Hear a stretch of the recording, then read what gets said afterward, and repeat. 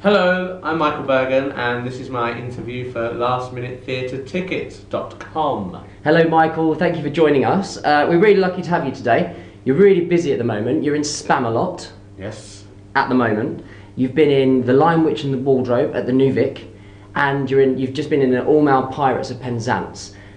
So you've been really busy. Can you tell us a bit about how you first discovered that you wanted to be on stage?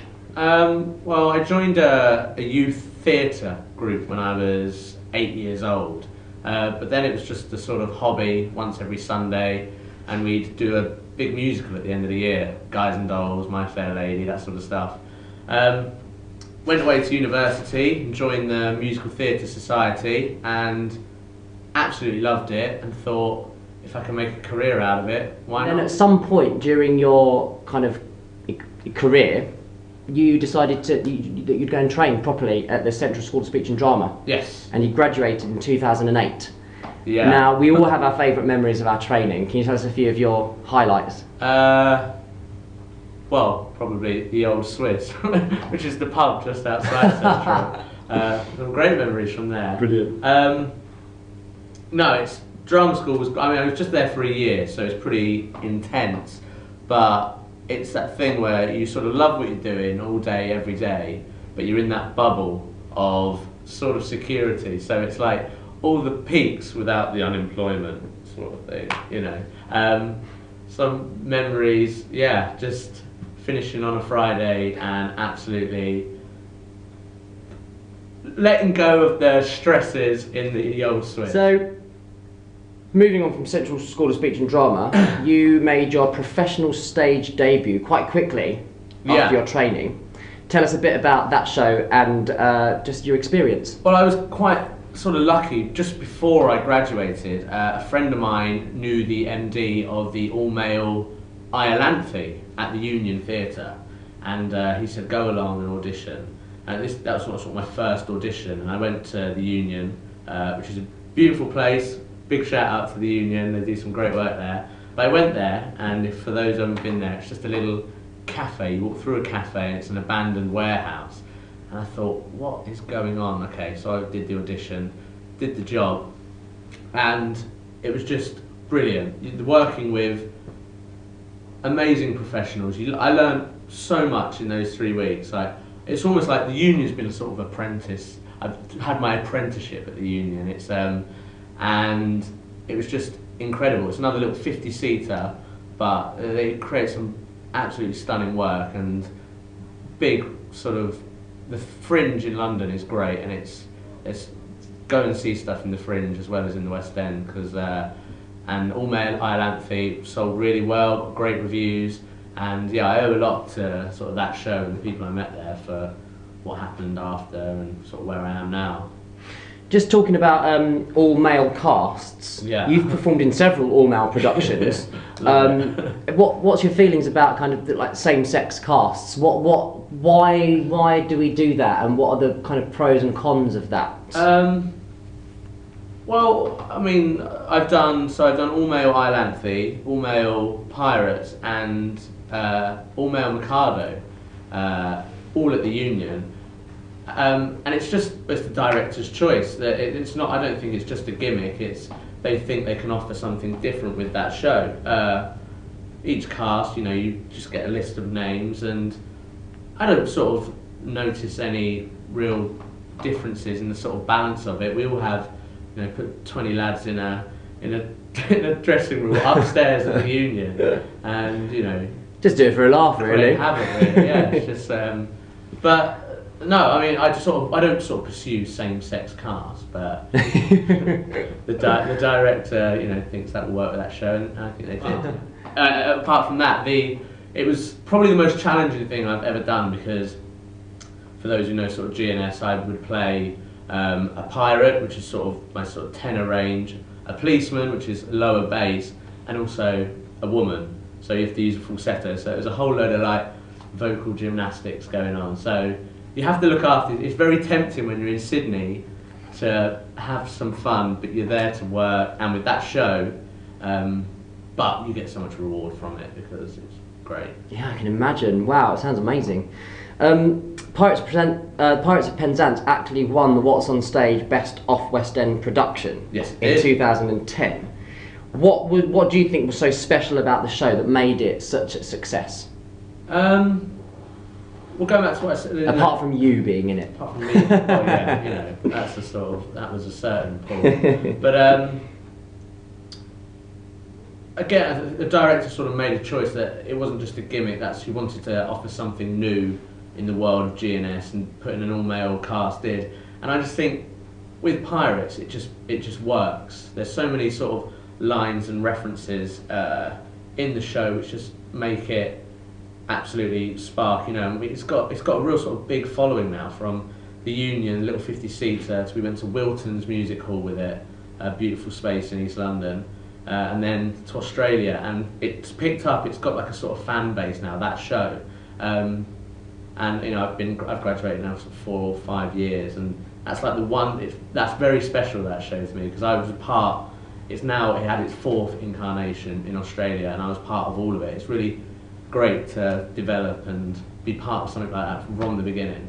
And yeah, people just love it. It's just fun, and boys in dresses. So moving on from one comedy to the next, you recently toured with Spamalot, and you're currently playing it in the West End.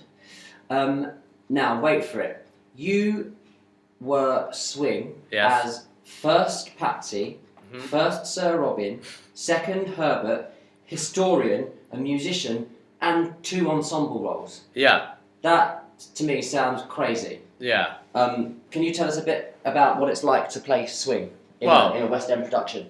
Yeah, it's never boring. No. But I think it's something that everyone should try and do at some point. It just gives you good discipline, and yeah, you wake up and you never know what your manager's going to text you through with who you're playing. I think the first time I went on, Marcus Brigstock, who was our King Arthur at the time, his train had been hit by a tree, and they left it as long as possible, and then at 5 I was told I was going on for my very first performance. So literally 5 minutes, rush to get on, straight on. So it can be that, but that's fun. It's, you know, the grass is always greener. You always want to say, oh, I'd like to do something different. And when you swing, you get to have a chance. Yeah, it's cool. So that's great. You really enjoy that kind of side of the business. But what are your likes and dislikes about being on tour itself?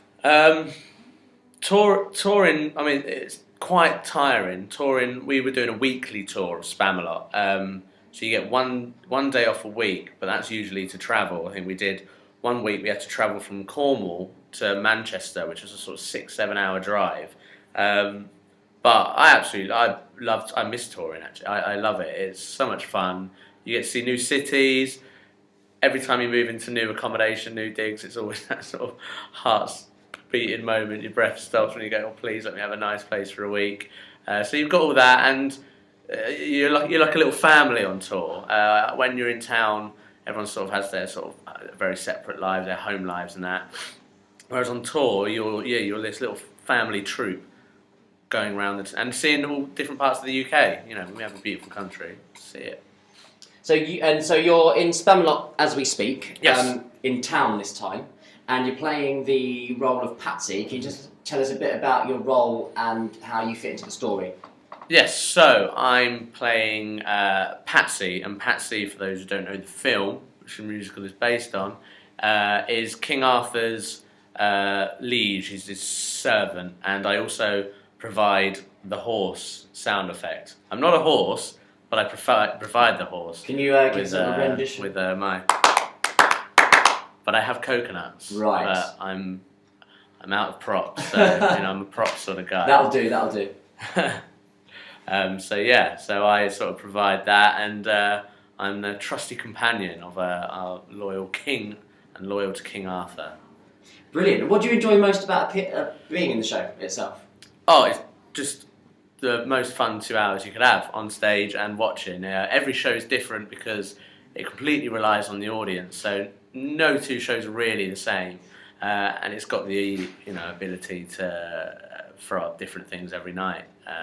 And is there like an element of improvisation in the show, depending on what you get back from the audience? Yeah, there's moments that are sort of more free, and the actors sometimes get to sort of do what they wish, and sometimes you get different audience responses. So there's moments which are different every night. Now, the $1 million question, Michael Burgen. Yes. Why should everyone come to see Spamalot? Sell it, baby. Because it's the best show in town. That's right. It's honestly though, it's the most fun 2 hours you can have. I don't know another show like it out there. It's just a gag machine. I don't know anyone that if you go and see Spamalot and you don't have fun, you need to go to the doctors because there's something wrong with you. But I promise that you will have the time of your life, and you can quote me on that. Yeah. Brilliant. Now, moving on to a bit of a serious subject, and a subject that's certainly close to my heart, and I know it's close to your heart as well. You recently performed at the Songwriters Union at the Union Theatre, singing a smashing number called "I Won't Leave You Alone." Yeah. How important to you is promoting new material and developing your own career as a solo artist? Right.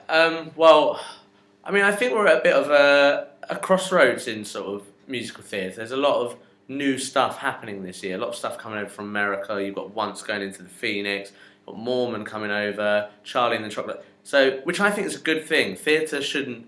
It's nice to have these sort of mainstay shows, but it's nice that theatre is changing. People need to see new types of theatre, and I just think we really need to get behind new writing. It'd be a great time, I think, for a new piece to come out. And I sang at the Songwriters Union. It was a comedy song about a stalker written by Mr. Kit Orton, who's also in workshop at the moment for a show called My Land Shore, which you should follow on Twitter and keep your ears and eyes open for, because it's brilliant and people need to get behind new writing. The business is saturated with new writing, and new musicals coming out here, left, right, and centre, here, there, and everywhere. What for you makes new writing a cut above the rest in terms of it being, good or better than other things? Story. It has to have a good story. That's it. People will pay to watch a good story. You can have all the talent on stage, but if they're not there to tell a story, they're not there to tell a good story, then it's not going to work. So it's not getting behind new writing for getting behind new writing's sake. It's getting behind sort of good pieces, and what drives that is always a story. So it's got to be a good story. Excellent. I completely agree. So, as well as Spamalot, what are you looking forward to in 2013, which seems to be an exciting year for a lot of people? Yeah. What have you got coming up? In terms of what to see, what shows, or what you're doing, what you're up to, what your hopes and well, I mean, I had a great 2012. I went to Australia. I was touring around the country with Spamalot. So if I can have any repeat of that, I mean, I love travelling. So to the chance that when my time in Spamalot ends, I'd love to have the chance to explore more of the world and see lots of, like I say, lots of new stuff coming out this year. So I'm excited about that. And hopefully 2013 will be just as good as 2012. And have you got any message that you would like to send out to those people who are following and supporting your career?